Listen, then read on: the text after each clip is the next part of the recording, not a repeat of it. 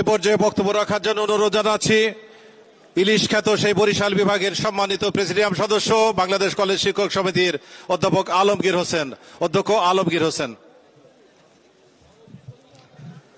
আউযু বিল্লাহি মিনাশ শাইতানির রাজিম, বিসমিল্লাহির রহমানির রহিম।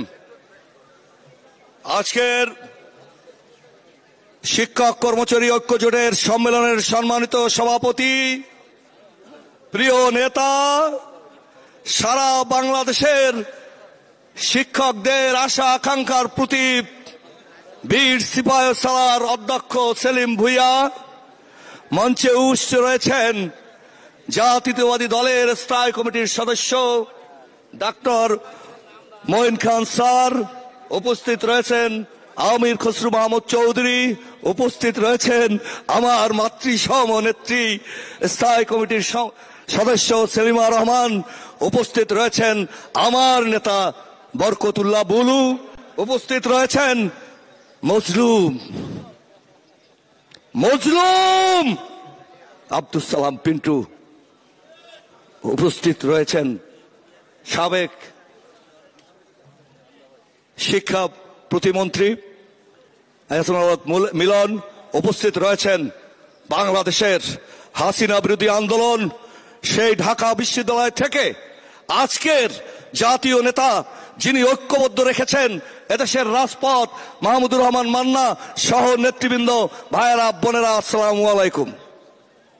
প্রিয় বন্ধুরা, আমি বক্তৃতা যেমন দীর্ঘায়িত করব না, শুধু জাতীয়করণের কথাও বলবো না। আমি বলবো জাতীয় নেতাদের এক মঞ্চে পেয়েছি, কিছু কথা বলতে চাই।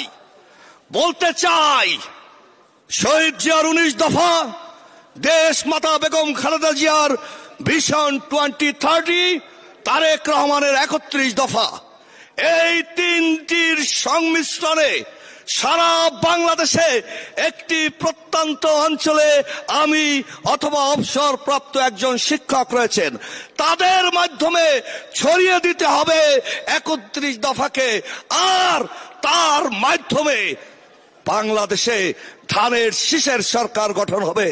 সেই সরকার আমাদের জাতীয়করণ করবে, ঠিক কিনা?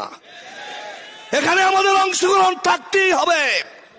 1971 মুক্তিযুদ্ধে যেমন শিক্ষকরা সংগঠিত করেছেন, আগামীতে ধানের শীষের পক্ষের মুক্তিযুদ্ধে আপনাদের সংগঠিত থাকতে হবে।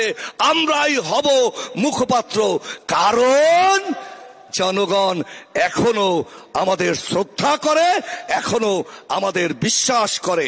সেলিম ভূঁইয়ার নেতৃত্বে এ কথাটি বলতে গিয়ে আমি আরো বলতে চাই, জাতীয় নেতৃবৃন্দ আমাদেরকে 31 দফার উপরে ডক্টর মঈন খান অথবা আমির খসরু মাহমুদ অথবা সেলিনা রহমানরা ট্রেনিং দিলে, অথবা ডক্টর অন্যান্য যে সমস্ত নেতৃবৃন্দ রয়েছেন, বুলু ভাইরা রয়েছেন, আমরা আরো সমৃদ্ধ করে গ্রামে গঞ্জে ছড়িয়ে পড়তে পারবো এই আশা রাখছি।